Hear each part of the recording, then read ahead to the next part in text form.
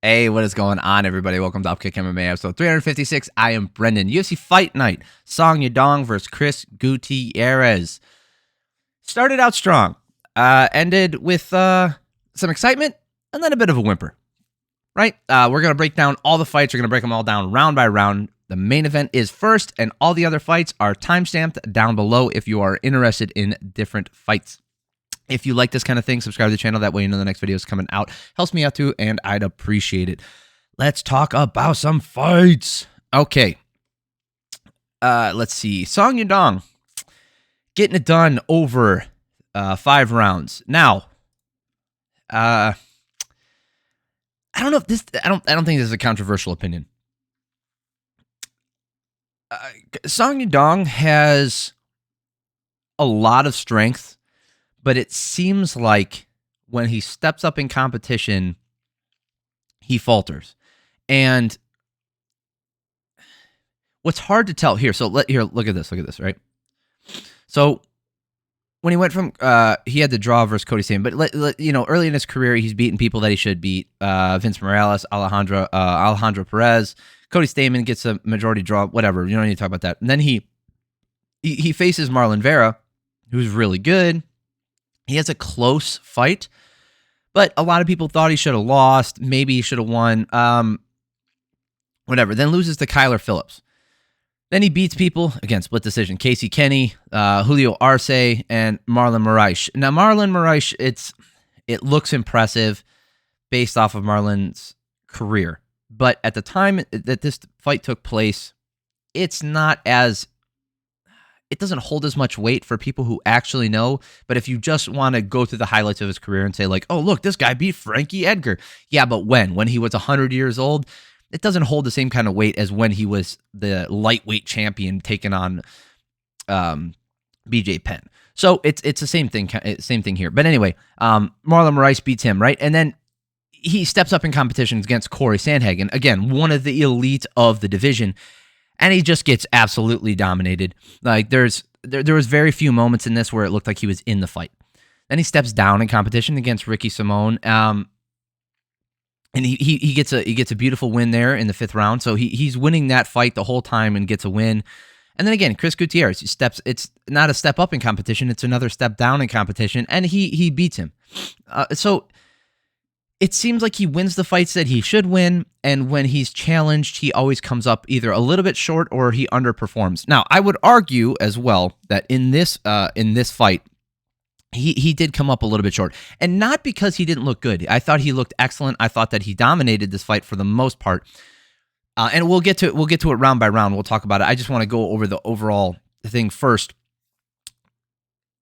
If you are going to talk, I don't know if it's talking shit necessarily the way that Yadong was saying it. It was how dismissive he was of his competition. He was saying, "Oh, Gutierrez, this is an easy fight. This is going to be easy night, easy blah blah blah blah blah. Like this is not going to be hard." If you go out there and have a competitive fight with a guy that you said you were going to beat easily, it already doesn't look good on you. And then if you go out there and you say, oh, well, I'm going to knock him out or I'm going to dominate him and stand up, blah, blah, blah. And then all of a sudden you start going for takedowns and then you hold him down on the ground. It's even a notch below that. And the thing is, it's all about setting up expectations. It's not to say that what he did wasn't impressive. Absolutely it is. It's saying one thing and then doing the exact opposite. Okay, it's the same thing happens inside fights all the time. You'll see a guy, it happened last week, and I don't remember who did it, waving someone in, right? Oh, man, Figueiredo did it. Wave if you're like, come on, let's go, you and me, let's go, and you're waving them in, but then you back up. You can't do that. I mean, you can do whatever you want. What I'm saying is like, it doesn't convey the strength that you might think it is, right? It does not convey dominance. What it does is show that you're either playing it safe, playing games, or you're not as good as you say you are, right? Because essentially, when you wave someone in, like you do the Max Holloway thing, right? And you just tell them like, you point down to the ground, like, we're throwing down right here. I ain't moving. You gonna move? Get over here. Let's go. And you just believe in your striking. You believe in your chin, whatever. It shows belief in yourself. If you wave someone in, point down, and then run away, like, it kind of defeats the purpose, right? It shows that you do not have the confidence in yourself to do what you said that you were going to do. It's the same thing with this. Song went out here and had an amazing performance. He went out there and essentially won every round. Again, we'll talk about it, I promise. It's just when you are dismissive of your opponent, this is another sidetrack again. I'm sorry. When you are so dismissive of your opponent, there's almost no way to go but down. There's almost no way to go. It's the Kobe Covington thing, right? If you are constantly dismissive of your opponent's abilities, if you beat them, well, yeah, you were supposed to. You just told me how shit he was. If you have a competitive fight with him, man, you must suck because you just told me that he sucks. And you just had a competitive fight with him. And then, by God, if you lose, oh, man. So the way to do it is you can be dismissive of certain aspects of your opponent's game. You can be dismissive of your opponent's mental fortitude. There's a ways to do it where you can be dismissive of them, talk a little bit of shit, and maybe get in their head while still amplifying or identifying their strengths, right? Like, you can say, like, hey, listen, he's tough as shit. He's really good at stuffing takedowns. He hits really hard with that right hand. Whatever it might be, you can be complimentary of certain skill sets that your opponent has. That way, when you're in the fight, if you do happen to get caught by that thing, or it's shown that there's a little bit of difficulty in getting past your opponent, getting over that hurdle, it's not that you're shit. It's that, oh, look, your opponent really is that good. Look how good he is.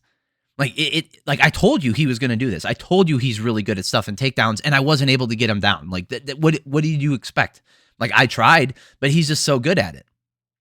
Do you know what I mean? So if you come out here and you say, like, oh, Chris Gutierrez is nothing. He's nothing. He's so easy. This is an easy night for me. I'm going to go out there and walk over him. Like, I'm just going to knock him out. I'm going to make, like, this is going to be a quick night for me. Then you go the distance and you change your game plan mid-fight to take him down, and you can be complimentary all you want about being a veteran and looking to the 5 rounds and having ground control and changing up your game plan. That doesn't, again, if you set up the expectation of I'm just going to go out here and do my job and I'm going to win or whatever, fine. But you told me this was easy. Clearly wasn't. Okay. Shit. Oh, man. Oh, shit. We're already freaking 8 minutes into this video. Okay. All right. Song Yadong taking on Chris Gutierrez. Gutierrez staying on the outside, kicking low, poking really well with that. He does so good with those kicks. Song using the right hand, spinning back fist a couple times. He would miss with the right hand, and then a lot of fighters, what they'll do is they'll reset, right? So they'll overswing with that right hand and then, reset in position or figure out, but he just followed through and just kept spinning, and then you would throw the left spinning back fist. Song landed some really good low kicks in this round. Close round with neither guy pulling ahead. I feel like Song landed the harder leg kicks, which gave him the edge in this round. So I had him up 10-9. If you look at the striking numbers, though, these first 3 rounds were competitive. They were competitive, and it really came down to what strikes do you think landed the hardest? Like, Chris Gutierrez landed 29 strikes to 17 landed by Yadong. And like I said, I gave this to Song because I felt like his did more damage. Now, if you gave this round to Gutierrez, I totally understand. It was a very close round. I had Song up 10-9. Gutierrez with the hard push kick to the face. Beautiful. Probably the hardest shot landed, and it was more dramatic than it was damaging. But in the second round, he just lifts his front foot up and just pop! Right in frickin' Song's face. It was awesome. Gutierrez pokes him in the eye. Not cool. The eye of Song looks to have some damage on it now. Song gets the takedown. Gutierrez gets his fingers in the glove. I hate that shit. But it looked like, based off the angle, like his arm was wrapped around the body and he was really extending, pushing that. He was pushing the arm away so much, and Yadong was trying to pull it away. So, he didn't go like this, right? He didn't go actively to pull his hand. He was actually pushing away, and in the act of pushing, the fingers slid underneath the gloves. If you go back and watch it, it's not as egregious. It's still a foul, and Herb Dean was right to reset the position, but not as bad as some of the other glove grabs I've seen. Song hit the back of his head on the ground, which those strikes shouldn't count. Gutierrez but there was no real damage on the ground. If you gave that ground control time, which was 1 minute and 52 seconds, any credit to Yadong, you give him this round. But I felt like Gutierrez landed more damage in this round for sure. 25-14, good striking differential for Gutierrez. He landed that big push kick to the face. He landed a front kick to the face, an up kick to the face as well. I felt like a flicking kick, not from the ground, but I felt like he did enough in this round. So I gave him this round, 19-19. Song moves in and using the takedown attempt to land some decent hooks. That's how you use the takedown attempt when you don't get it. That's beautiful. Song pokes Gutierrez now. It started to get a little dirty.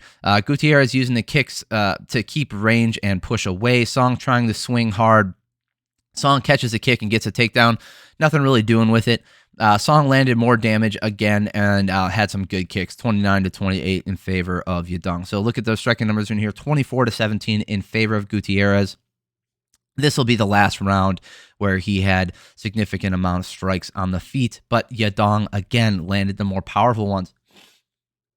The thing is, if Gutierrez had landed a couple big shots in the first and the third round, he could easily have won this fight. Now, that second round getting taken down and held down there did not help his cause. But it was a very close fight in the first 3 rounds. Do not let anybody tell you otherwise. Fourth round, Gutierrez landed a low kick, push kick to the face again. Song finds the left hook. Song landing a right hook that wobbled Gutierrez. Song gets on top and gets his fingers in the eyes of Gutierrez multiple times, raking his eyes. Not cool.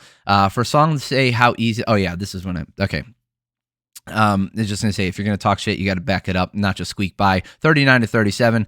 Last, and then striking numbers here, not a ton. It's really a control time, 4 minutes and 15 seconds of control time. And then the last round is super, this fight was not fun to watch in the last 2 rounds. It was, Song did not once try to pass guard. He did not try to look for a finish. He literally just stayed in that position and threw what I would say are not meaningless, but less meaningful strikes just to keep that position, to stay active. Those were, I don't want to get stood up strikes. Honestly, if you did not watch this card, this main event, you could probably skip this. This could be a skipper. I don't necessarily think it's worth sitting through 25 minutes to see what's going on here. As far as the rest of the card, which we will get into, some of the fights are, they're worth watching. Now, what's next for Song Yadong? We can look at the rankings here. He wants to fight Petr Yan. I think that's a good fight. I would actually, because Marlon Vera is fighting for the title. What I would have done is have Marlon Vera fight Song Yadong again, to make sure that, Song thinks he can fight he thinks he beat Marlon Vera. Let him fight him again and see if he can beat him. Because we've seen him against Corey Sandhagen. Can't beat him. I don't know how he would do against Henry Cejudo, but Henry Cejudo ain't fighting that guy for any reason other than for a title. You got Merab Dvalishvili, which good luck getting past him. There's just a lot going on here. So he wants to fight Petr Yan. I think that's a safe bet for him. So the reason why Yadong is looking for Petr Yan, it's a fight that's both exciting, winnable, and stylistically fun, good for him. And he's the only guy in the top 5 where he knows that he has a chance to win without going out of his comfort zone. And that gives him a shot at the title. So it is the easiest path to the title for him. Makes sense, understandable. If you look at the scorecards here, not a single judge gave any rounds to Gutierrez. Understandable. They were all close rounds, so nothing bad in there. All right.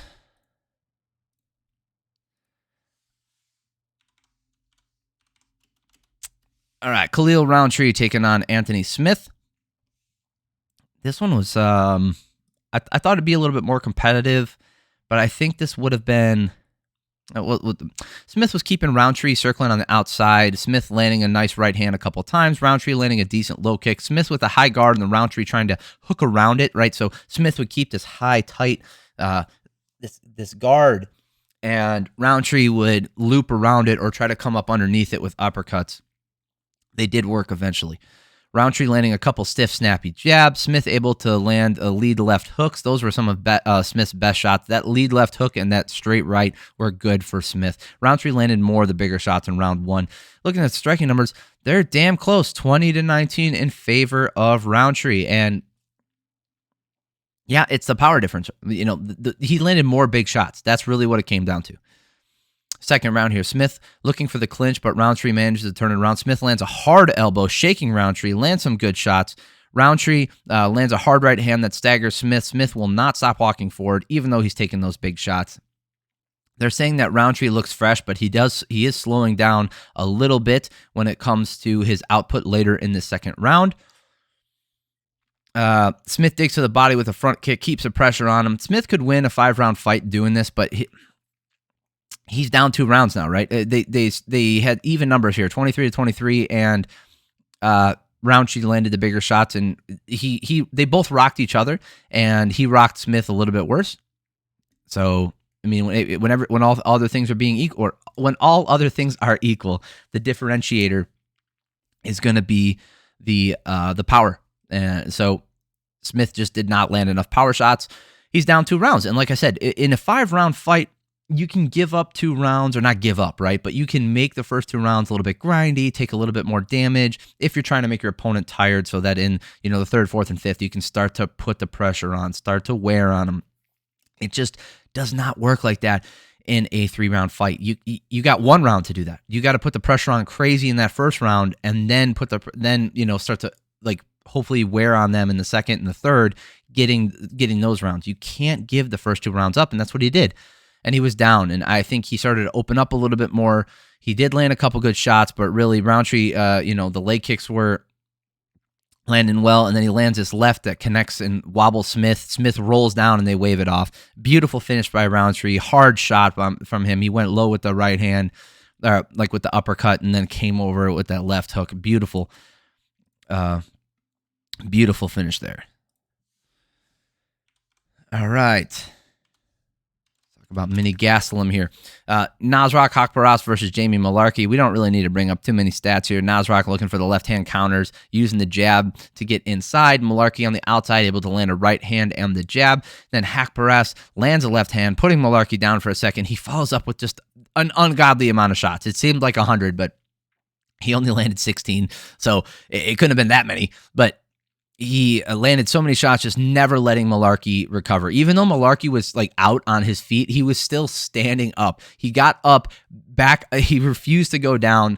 Tough dude. Haqparast just got the better of him. I think Haqparast is really coming into his own. His hands have always looked good. If he can keep it on the feet, and his cardio is great, I think it's just the division he's in, man. He's in the lightweight division, and it's just a hard division. It's a hard division. I mean, you got Drew Dober in here, Bobby Green, Renato Moicano, Benoit Saint-Denis, Rafael Dos Anjos. Okay, that's winnable. I think that's doable for him. It's not that he can't win any of these other fights. I just think, like, of the ones that I've read off so far, that's the one that I think, like, oh, he definitely can win that one. Jalen Turner, that's tough. Dan Hooker, I think they fought already. Rafael Fiziev, that's rough. Beneil Dariush, oh man. Depending on who shows up that night, you could win that one. Mateusz Gamrot, that's rough. Michael Chandler, again, rough. Arman Saryukin, I don't know yet. I got to see something more from him. It's not that he might be able to do it. I just got to see a little bit more from him against some of these upper echelon, more talented guys. Dustin Poirier, again, and then the rest of these guys, like. It's just a tough division. Lightweight is tough. It's hard to get your foot in the door, and when you do get your foot in the door, like the people that are waiting on the other side of that door, they're just fucking murderers, man. So it's like, like the road to the top 10 or the top 5. It's the literal definition of like from the frying pan into the fire. That's what it is. I know that's overused, but.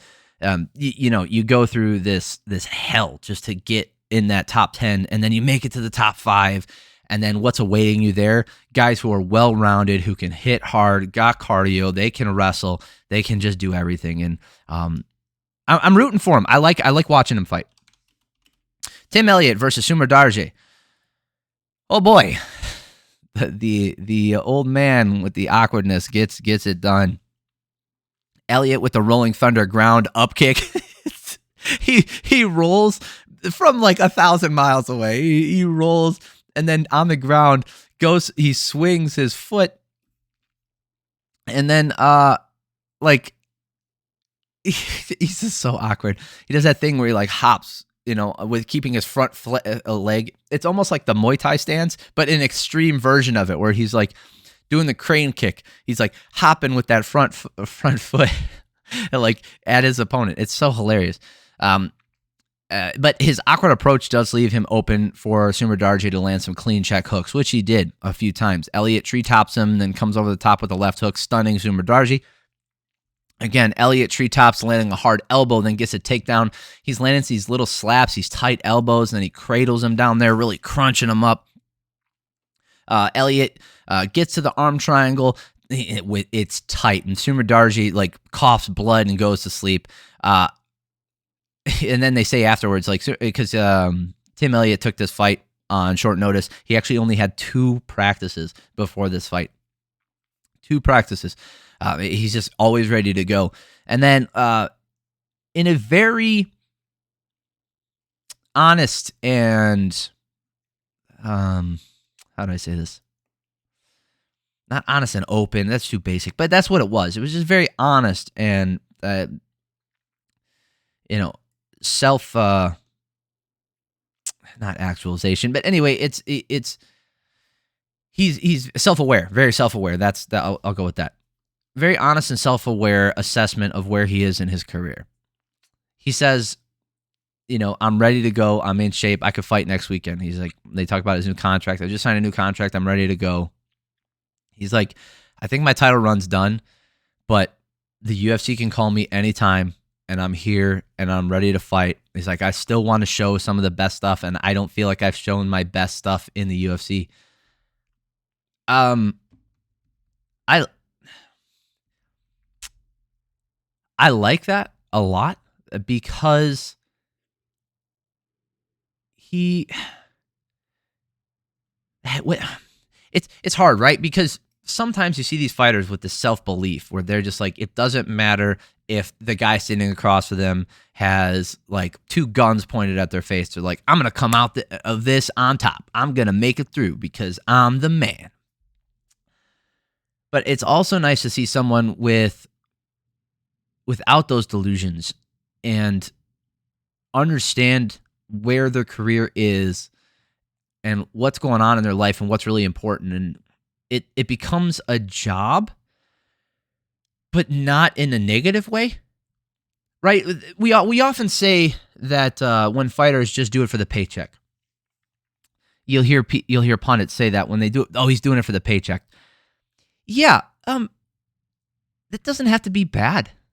Right? It has this negative connotation that goes along with it. But if for all you guys out there who have day jobs like me, are you doing it because you're the most passionate about what you're doing that day? It's not that you don't necessarily like what you're doing.